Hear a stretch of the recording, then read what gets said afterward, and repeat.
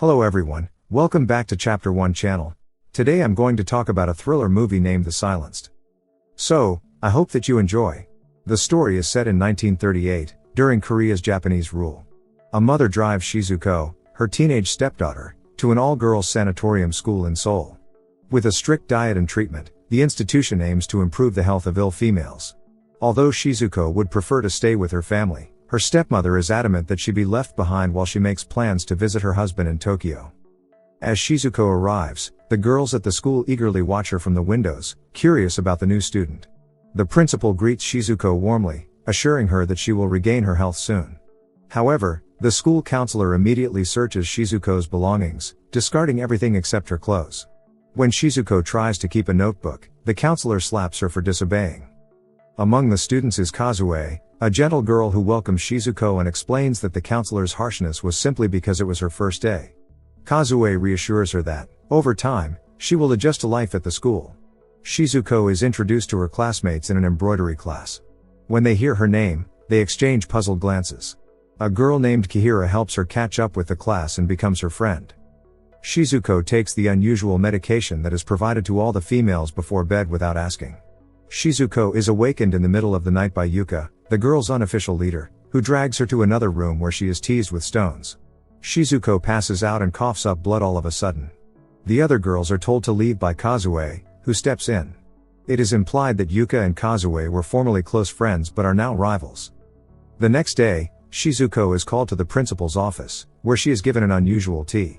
The principal explains that the school holds an annual competition, selecting 2 top-performing students to go to Tokyo for further studies at a prestigious school. She encourages Shizuko to strive for this goal. Later, Shizuko is injected with medicine that the counselor claims will cure her illness. As Shizuko returns to her room, Kihira tells her that there used to be another girl named Shizuko at the school. Yuka, Kazue, and the previous Shizuko were best friends, but one day the older Shizuko mysteriously vanished. Kazue later leads Shizuko to a secret underground storeroom and gives her a notebook she had found there, replacing the one the counselor took. The two bond over their shared experiences. At the school, physical fitness is tested by how long the girls can jump. Yuka and Kazue perform the best, while Shizuko struggles to even make the jump. During lunch, the principal reminds the girls to take their medicine daily, stressing that it is tailored to each girl's needs to help them recover. Quietly, Shizuko asks Kihira what the older Shizuko was like. Suddenly, Kihira attacks Shizuko, trying to strangle her. Kazue intervenes and saves her, but Kihira begins to convulse, her bones cracking, and foam coming from her mouth. After a short while, she returns to normal, having no memory of her outburst. Shizuko still apologizes to her. The next day, Kazue and Shizuko sneak out of the school and wander through the forest, eventually reaching a river. Shizuko is thrilled since she has never seen a river before. During the next physical test, Shizuko surprises everyone by jumping farther than most of the girls, placing third after Kazue and Yuka. Her health improves, and she believes it's because she finally has a friend she can count on. However, Yuka grows jealous of Shizuko and Kazue's friendship. She places a dead bird in Shizuko's closet and taunts her, calling her weak. But now that Shizuko is healthier, she fights back by placing the dead bird on Yuka's breakfast plate in retaliation. One day, Shizuko finds a notebook hidden under Kazue's mattress and decides to look through it. Inside, she discovers a torn photograph of Kazue. She also spots a necklace on the floor, but before she can pick it up, a hand suddenly reaches out from under the bed and grabs it. When she checks beneath the bed, no one is there. Moments later, a frightening girl appears in the room. Terrified, Shizuko runs outside and bumps into the counselor. When they return to check, the mysterious figure is gone. A little while later, Iguchi, a girl, vanishes. Shizuko is dubious since the girl she saw under the bed looked just like Iguchi, despite the principal's allegation that her mother came and brought her home during the night. She attempts to bring it up to Kazue, but Kazue ignores her. Kihira later queries Shizuko about her claim to have seen Iguchi. After Shizuko verifies it, Kihira instructs her to check beneath the steps. Shizuko is horrified to discover another girl suffering from the same strange illness as Iguchi. As Shizuko retreats out of panic, she runs into Kihira, who is currently strangling herself. Kihira collapses, her bones cracking, and her body contorting. Shizuko runs for help, but when she returns with the counselor, both Kihira and the other girl have vanished. Shizuko is called to the principal's office, where she is told she is hallucinating and needs a stronger dose of medicine. The principal also informs her that Kihira was transferred to another school that morning. This confirms Shizuko's suspicion that something strange is going on at the school. Later, Shizuko and Kazue are chatting in the playground. Shizuko realizes that Kazue only cares for her because she reminds her of the previous Shizuko who once attended the school. Though Shizuko doesn't mind being a substitute, she is upset that Kazue wouldn't care about her otherwise. Kazue remains silent, confirming Shizuko's suspicions. Furious, Shizuko suddenly jumps and crosses the entire track, astonishing both of them. They go to the bathroom, where Shizuko confesses that she feels strange and asks Kazue for help. This triggers a painful memory for Kazue, causing her to flee to the basement. There, she is confronted by a large box that brings back haunting memories connected to the older Shizuko. Following this, Shizuko visits the principal and asks to stop taking the medication since she feels much better. The principal agrees and sends her back to her room. In the next embroidery class, the principal announces that she will soon choose a candidate to compete in a special contest.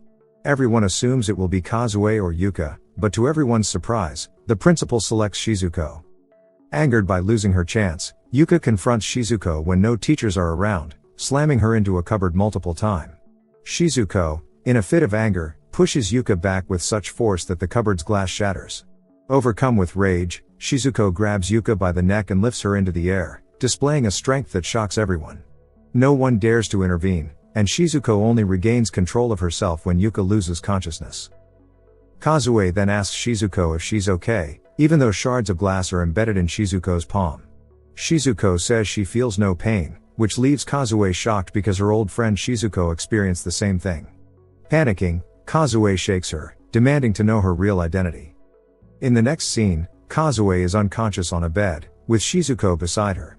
Taking the chance, Shizuko opens Kazue's diary and finds her name written all over it. She also sees a drawing of a box, the same one from the storeroom. Shizuko heads to check it, but Kazue wakes up and follows her. A flashback reveals that the older Shizuko once had a seizure like Kihira's. Her hands were injured, but she felt no pain and repeatedly asked Kazue for help. Scared, Kazue pushed her away. By the time she returned with the counselor, Shizuko had vanished. They were told she was sent home, but the memory haunts Kazue. Shizuko and Kazue break into the principal's office in the present to look for information regarding the girls' disappearances. When the principal arrives with a Japanese soldier, they take cover. They overhear the talk and discover that the principal is testing the girls on a military-funded experimental medication that aims to produce soldiers with superhuman power. The medicine provides the females short-term abilities, but in the end, it kills them. This explains why some ladies have convulsions and vanish, as well as why Kazue and other people can jump so far, they pass away from the medicines. The girls open a safe and find documents confirming the drug experiments. Just then, they hear screaming outside. Yuka wants to kill herself and falls from a tree. The counselor tells the girls to return to their rooms but notices that Shizuko and Kazue are missing. Outside, the two are running through the woods, trying to escape. They reach a military base and stop, only to be caught by a soldier. When they resist, Shizuko is shot in the back.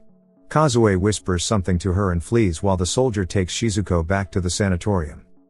Back at the school, the principal sedates Shizuko and straps her to a bed. Meanwhile, Kazue returns to the office to retrieve a gun. She finds Shizuko in a room but becomes distracted before she can help. Suddenly, the soldier attacks her and knocks her unconscious. The girls are all drugged by the principal and counselor in the scenario that follows, forcing them to breathe in the experimental substance. The principal is ecstatic because she believes her experiment will be successful by morning. But the soldier has other ideas. Knowing the military no longer needs her, he chooses to take over the experiment after feeling disrespected by the principal. The counselor hits the principal in response to the principal's resistance, siding with the soldier. Troops quickly pour into the area.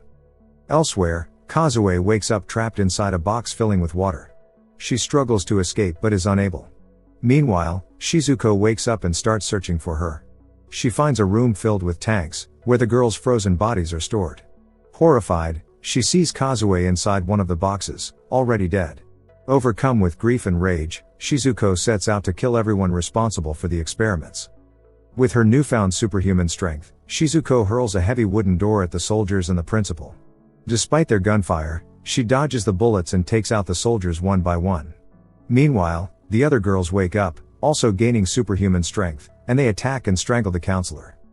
In another part of the sanatorium, The principal tries to call the military base for help, but Shizuko finds her first. She picks up the principal effortlessly and slams her to the ground. As Shizuko heads toward Kazue's body, the principal shoots at her but misses, hitting the box instead. Kazue's lifeless body tumbles out, enraging Shizuko even more. In a final act of vengeance, Shizuko grabs the principal and impales her against the wall. As a result of the medicine they were given, the females became angry and killed each other in the last scene. Additionally, after killing the counselor, they embroidered her body. There are dead bodies lying about and the entire facility is in disarray. The lone survivor is Shizuko, who is seated close to Kazue's body. Subscribe to my channel for more video and turn on the notification. Thank you for watching everyone. Take care.